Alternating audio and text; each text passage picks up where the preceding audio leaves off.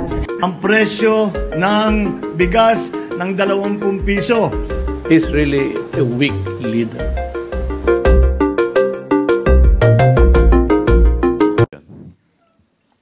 Thank you very much, Mr. Chair. May I first direct my questions to our Sergeant at Arms.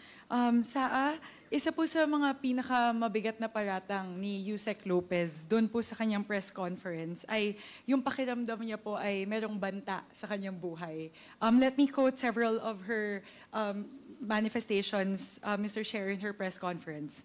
Quote, "I would not have pushed that bed myself if I did not feel that I was being threatened. My life was being threatened." Another quote, "You saw in the hearing that my back hurts. I cannot lift heavy things. Pero dahil natakot ako, I feared for my life. I really pushed that by myself. Hindi lang ito harassment. This is really a threat to my life. They gang up on you in the middle of the night. How's that not, isn't that a threat to my life?" And the last quote po is, "And they bring 10 people to serve you in the middle of the night in my pajamas. This is a threat to my life. It's not harassment." So, Saa, I would like to dissect the events of that evening para po malinawan tayo bakit kaya nasabi po yon ni Yusek Lopez. So, she asserted several times that many people, quote, barged into her detention room at around midnight to serve the transfer order.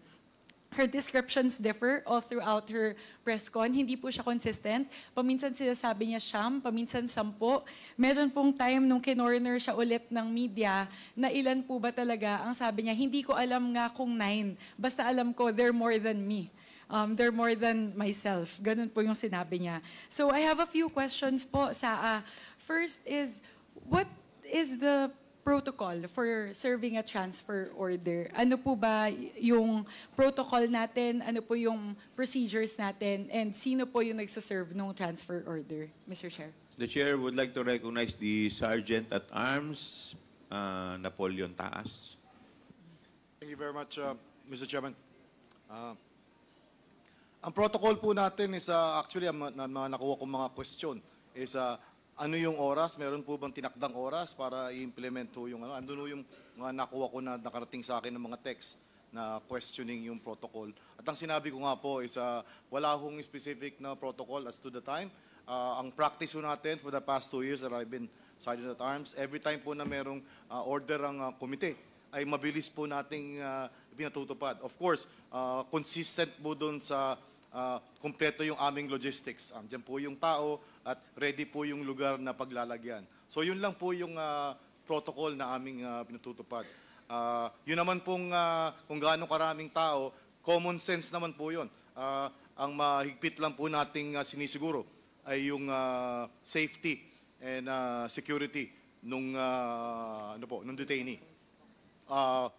From the time we serve until the time we effectively transferred her or them to the destination. Thank you, Mr. Chairman. Mr. Chair, if I may ask Congresswoman Nika.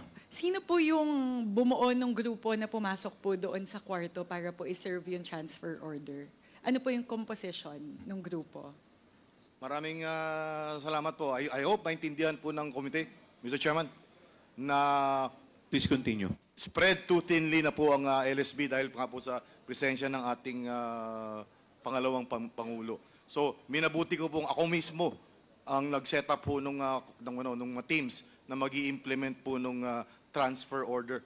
So, basically, lahat po nung hindi naka-deploy sa ating mga gates, lahat po yun ay na-deploy. Ako ho ang nagbuo nung team na 5 lang po ang miyembro ng team na yon na magse-serve. Meron po tayong team na in charge ng convoy. Meron po tayong team na in charge ng crowd control kung sakali nga pong magkakaroon ng komosyon. At meron din po tayong team ng magsisecure dun sa magdadala na lugar na nagko-communicate directly. Na nakuha naman po natin yung sagot na meron nung available na detention facility doon sa women's correctional. So ako po, ma'am, ang personal na nag-set up at nag-identify kung sino yung magfo-form nung magse-serve nung transfer order. Madam, Mr. Chairman. Mr. Chair, if I may ask the Yes. follow-up question. Congresswoman Mika. Ilang tao po yung pumasok doon po sa kwarto? Ilan po yung pumunta doon sa detention room para po i-serve yung transfer order, Mr. Chair? Mr. Chairman, Please continue. if I may. Maganda po at yung committee po ay sa pinangalagaan din at tinulungan ng ating Sergeant at Arms at siniguro na dokumentado yung amin pong pag-serve. At meron po kaming, aside from yung existing natin na CCTV, meron po kaming backup na videographer para nga po ipakita talaga kung ano mangyari. At kung makikita nyo po, our CCTV and the videos will bear us out na 4 lang ho yung taong pumasok at 3 ang babae at nasa likod ho yung isang abogado na lalaki. So 4 lamang po. And if you will, andyan po si ating COMSEC if they want to look at the video. Please present the video, Comsec.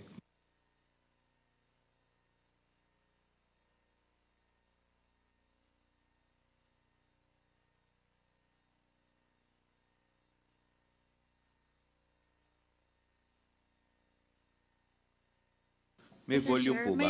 Opo. May volume? May audio po ba sa yung... Wala pong audio ma'am ang ating CCTV.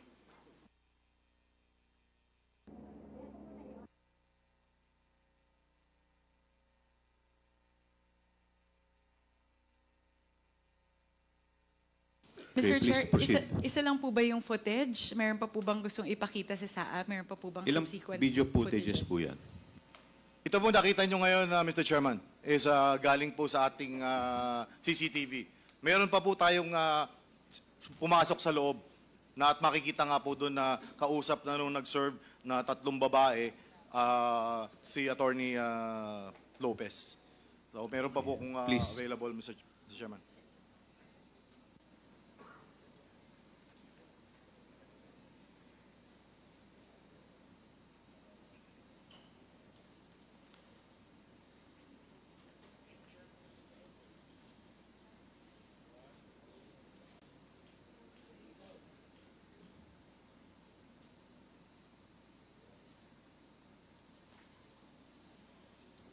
Your Honor, we're just having difficulty with the audio.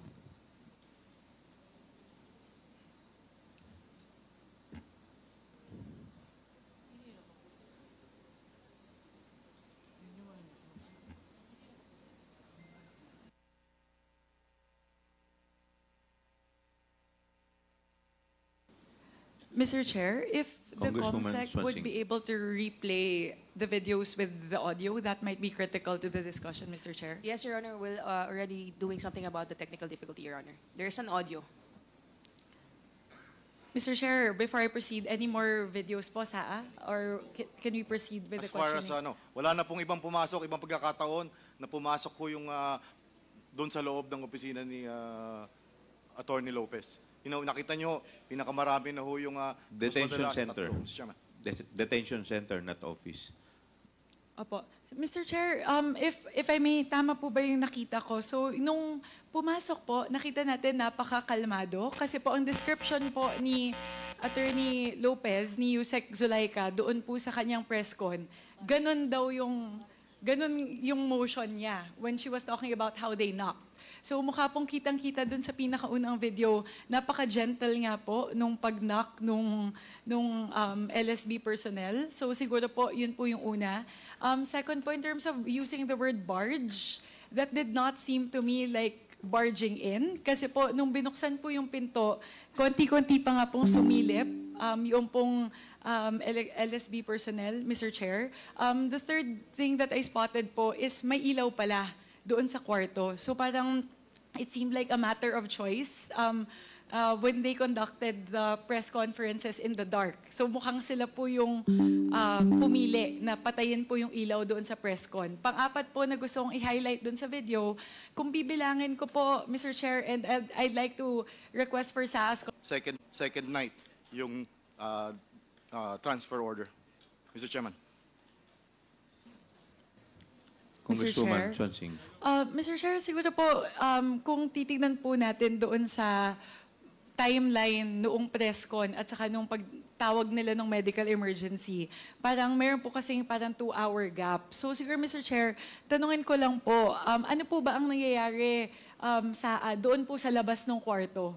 May komosyon po ba? Wala po ba masyadong tao doon? Sino po yung nasa labas noong kwarto? Doon po, nung mga panahon po yon, Mr. Chair.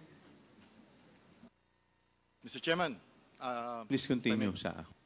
I believe, again, the video will bear us out. As per our policy po, wala naman nung kailangan na nakatayo na security rin sa may pintuan kung pag ho nakalak. So wala ho akong nakikita magiging dahilan para maging panggagalingan ng takot ng mga nasa loob. Wala po tayong tao na nandun.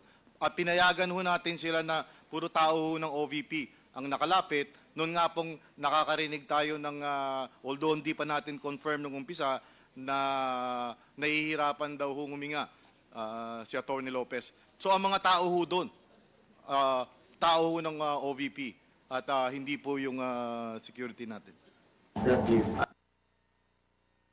So, Mr. Chair, kung sa buong oras po na yon, puro mga tao lang na OVP yung nasa labas, wala naman po sigurong dahilan. Ako po ay mag-agree kay Saa. Wala naman po sigurong dahilan para matakot sila na papasukin sila ng mga sarili nilang tao doon po sa loob ng kwarto. So, Mr. Chair, I was informed by the COMSEC. The video is now ready with the audio. COMSEC?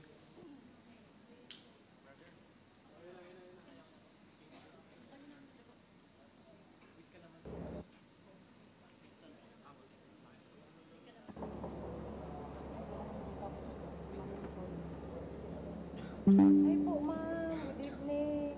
Ayan. Pwede po tayo magbukas ng ilaw? Si ma'am po.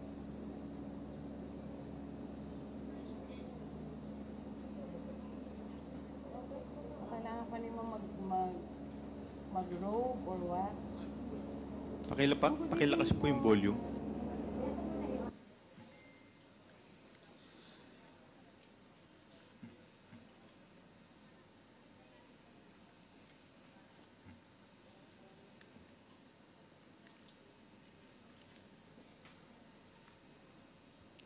Mr. Chair, may narinig yata ako, very faint yung audio. Pero tama po ba, may narinig ako na gusto niyo po bang magsuot ng robe niyo or what?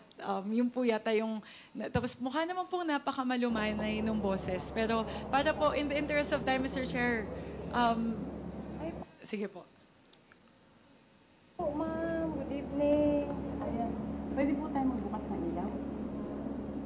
Si ma'am po.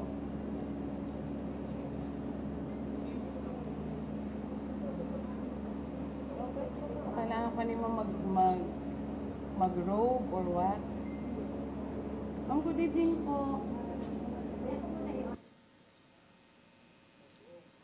Yun, Mr. Chair. So, yun po, mukhang kita naman po to verify the manifestations of our Sergeant at Arms a while ago, very kalmado, napakakalmado po nung sitwasyon. Nagtanong pa nga po si ma'am, baka po gusto niyong mag-robe. So, ibig sabihin po, iniisip pa po nung nag-deliver ng order, yung sitwasyon ba, kung kailangan niya magtakip, kung nakapajamas nga po talaga siya, Mr. Chair. So, thank you, COMSEC, for bringing that up. Mr. Chair, siguro po, nakita ko po dun sa isang video, parang yung pangalawa po yata, nung pumasok na sila sa loob, nandun po yata yung pag-surrender nung cellphone. Kasi naalala ko po, yun po yung isa sa mga naging issue ko, no? Dito po sa sitwasyon na yun, ninakaw daw, forcibly taken yung kanilang mga cellphone. Kaya, Mr. Chair, if I may quickly request the COMSEC to please play that second video, yung pumasok po sa kwarto tapos tinurn over po yung cellphone. COMSEC?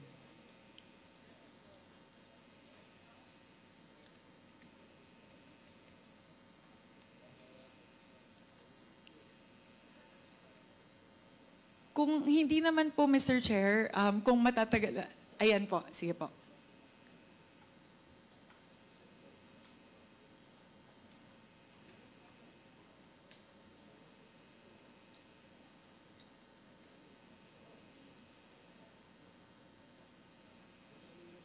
May volume po yun.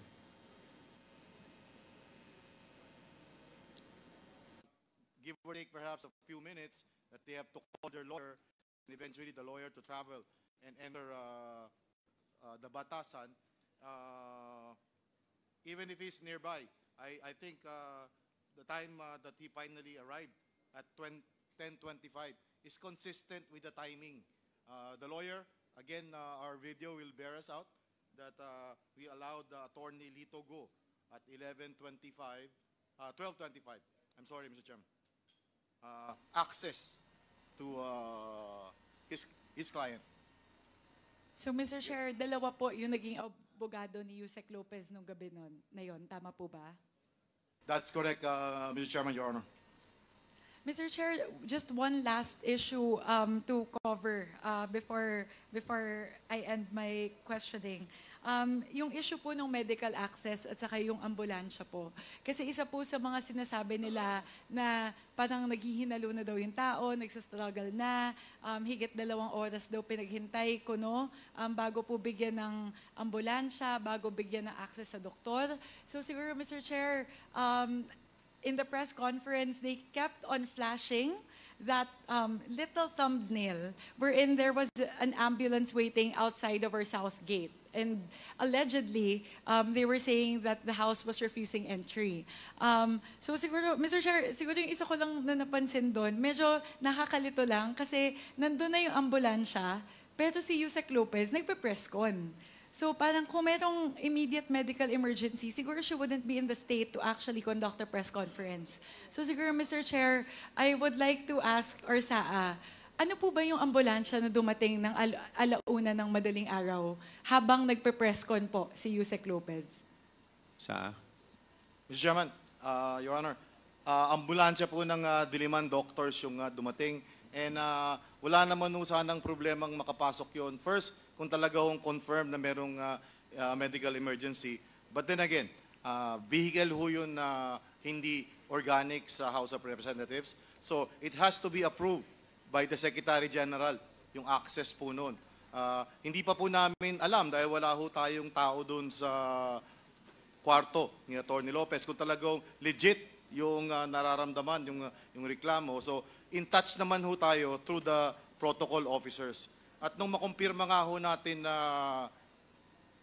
meron talagang medical emergency at hinintay po ho natin yung approval ni SecGen sa entry nung ambulansya nila, which is a requirement on my part dahil nakatali ho yung kamay ko.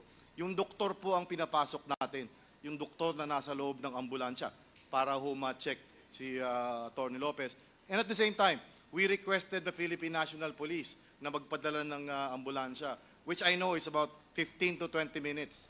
Bakit po ma'am yung ambulansya ng Philippine National Police? Kailangan po siyang ilabas, I'm sure, kung talaga ho merong medical emergency. And pagka ho ambulansya ng Philippine National Police, wala na hong problema ang Sergeant at Arms na i-secure pa yung motorcade. Dahil wala na po akong tao ma'am na kaya ko pang mag-secure doon sa may sakit na paghatid sa kanya sa ospital. Yun lang po yung dahilan. At nakita niyo naman po, mukhang tama naman po yung mga naging desisyon namin at wala naman pong malubhang nangyari kay Atty. Lopez. So, Mr. Chair, base po sa sinasabi ni Saa, tumawag sila ng ambulansya ng alauna ng madaling araw kahit walang medical emergency. So, ano po yun? Nakaabang lang? Siguro yun po siguro yung tanong ko na is it for, ano po ba, appearances? Yun po siguro, ano po yung dahilan kung bakit sila tumawag ng alauna ng madaling araw? Dahil po, base po sa report ni Saa at ni SecGen, mga 2:30, pasado 2:30 na po ng madaling araw, nung nagkaroon ng tunay na request para po, dahil meron na daw pong sinasabing medical emergency. At sinasabi nga din po ni Saa na nung nagkaroon na ng tunay na medical emergency at nag-request po sila ng ambulansya, within 15 to 20 minutes po, dumating po yung ambulansya. So, Mr. Chair, just wanted to ask Saa and SecGen. So wala pong kahit anong level na nag-deny o nag-delay po tayo ng medical treatment kay Yusek Lopez.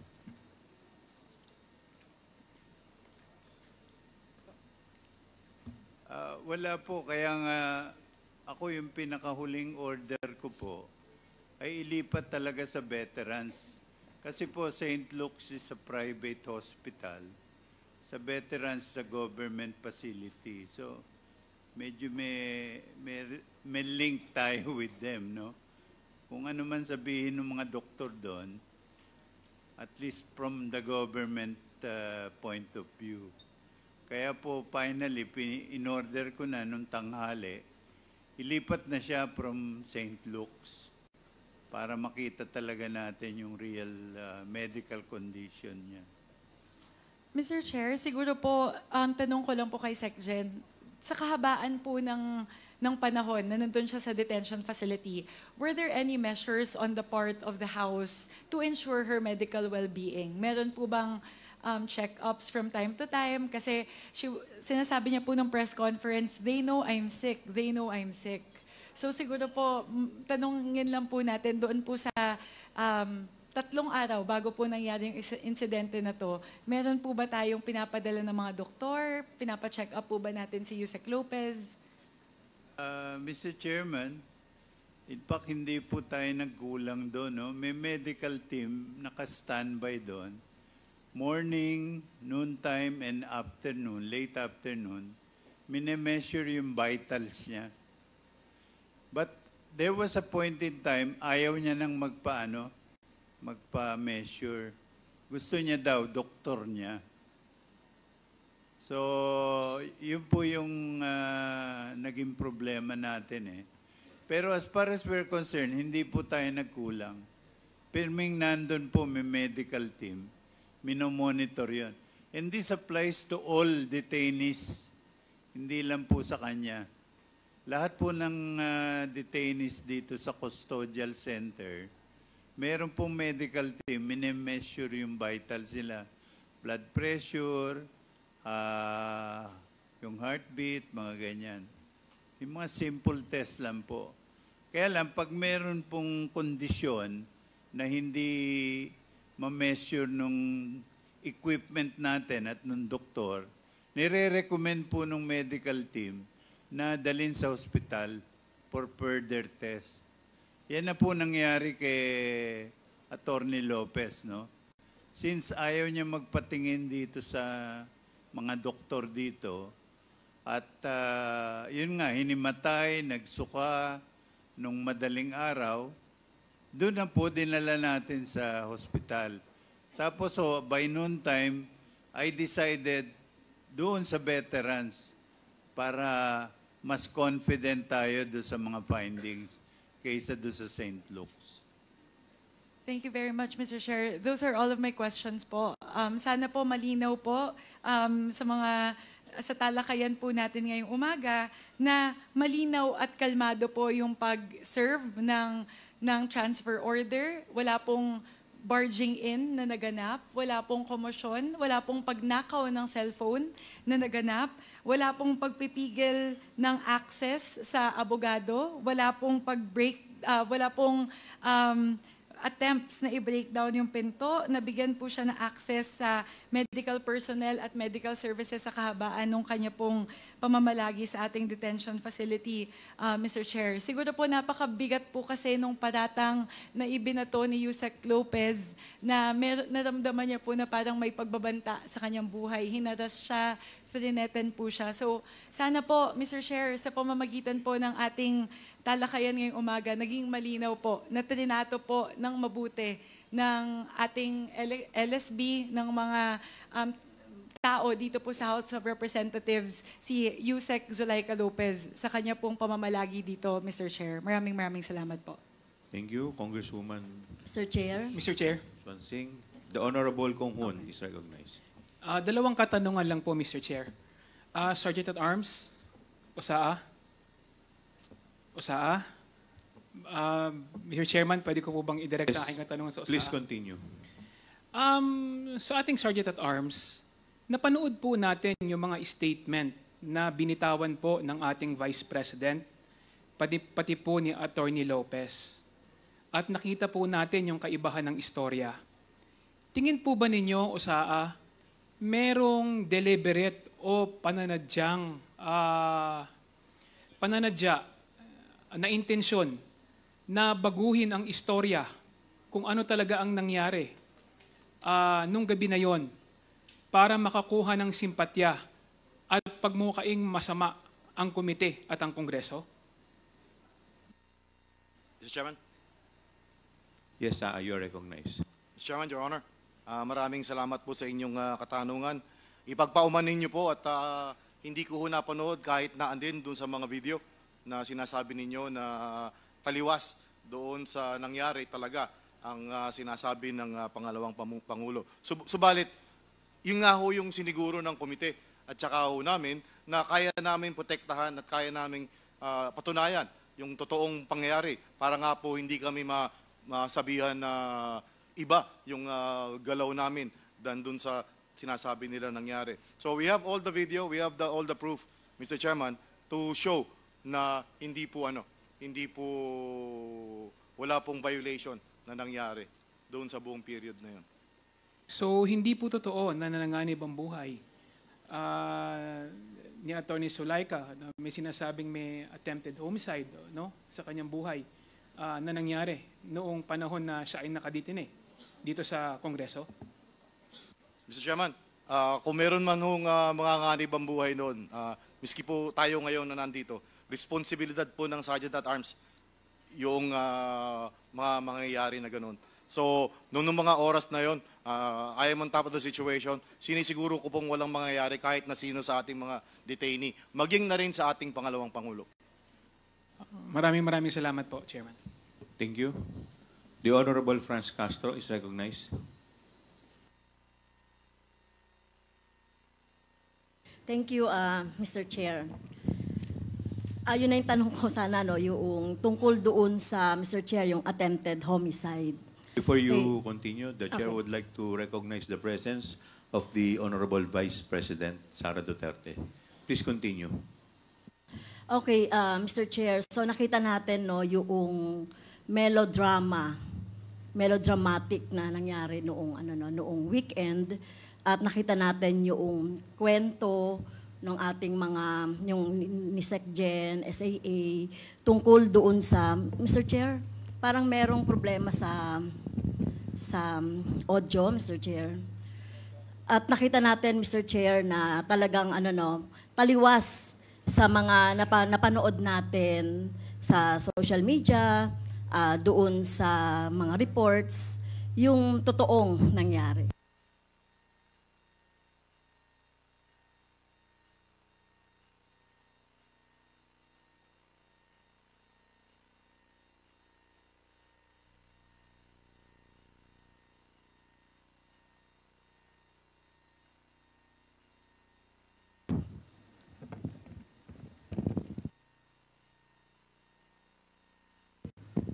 Hello?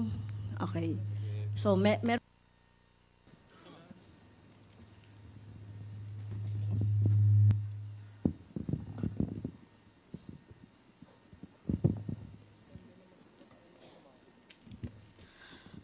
thank you, Mr. Chair. As I've said, doon sa mga kwento na napanood natin, sa statement ni BP Sara, at saka sa statement ng COS, ng OVP. So, na-realize natin dito, taliwas doon sa kwento nila, yung tunay na pangyayari. Of course, pinatunayan niya nung interpellation ni Representative Swansing at saka ni Congressman Cohun. So, Mr. Chair, in our last session, so, just to review, the committee passed my motion to hold Attorney Lopez in contempt under Section 11F of the Rules of Inquiries in Aid of Legislation for undue interference in our proceedings, and resolved to detain her for a period of 5 days instead of 10 days, or maximum of 10 days, as provided for in our Section 12 of the same rule. I must stress also, Mr. Chair, that the totality, just you have said a while ago, the totality of Attorney Lopez's acts and conduct warranted a detention of more than 5 days. considering the totality of her acts of undue interference to the proceedings of this committee and the Congress as a whole,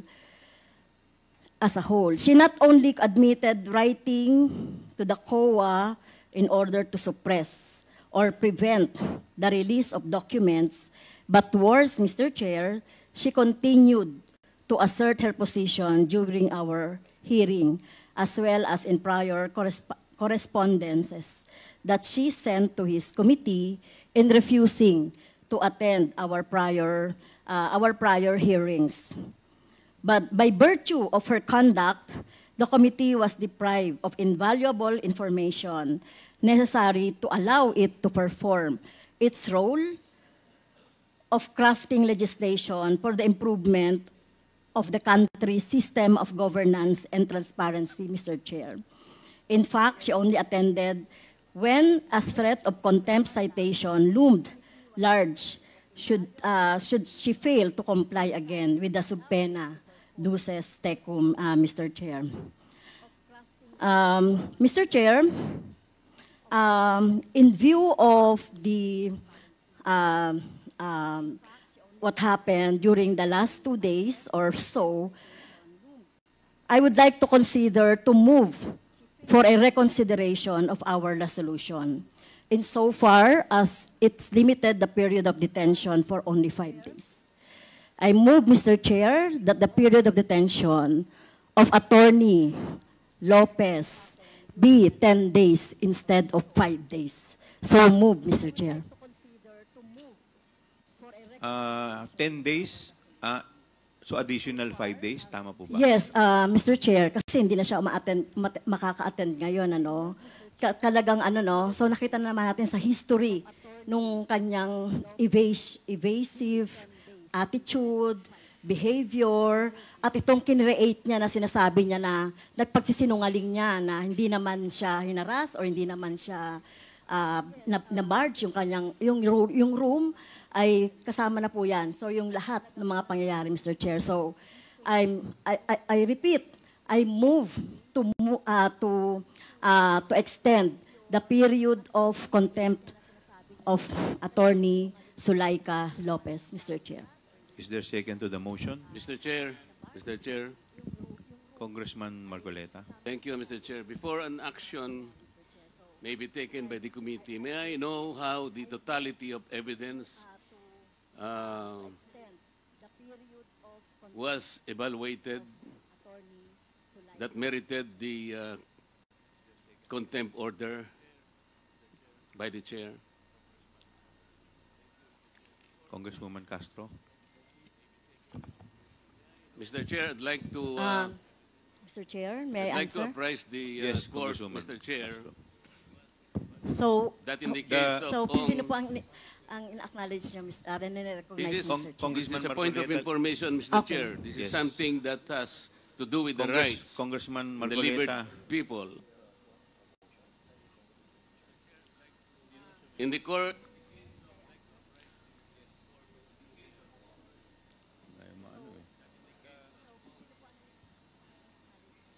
Congressman Marcoleta, let us, the chair recognizes So, Congresswoman may I Castro. ask, Mr. Please Chair, proceed, Congresswoman Castro. Mr. Chair, may I ask the action of the committee first on my motion, Mr. Chair, before we entertain? We will rule on the Okay, motion first. okay. Is there any second to the motion? Mr. Chair, may I be recognized? Duly seconded. Is there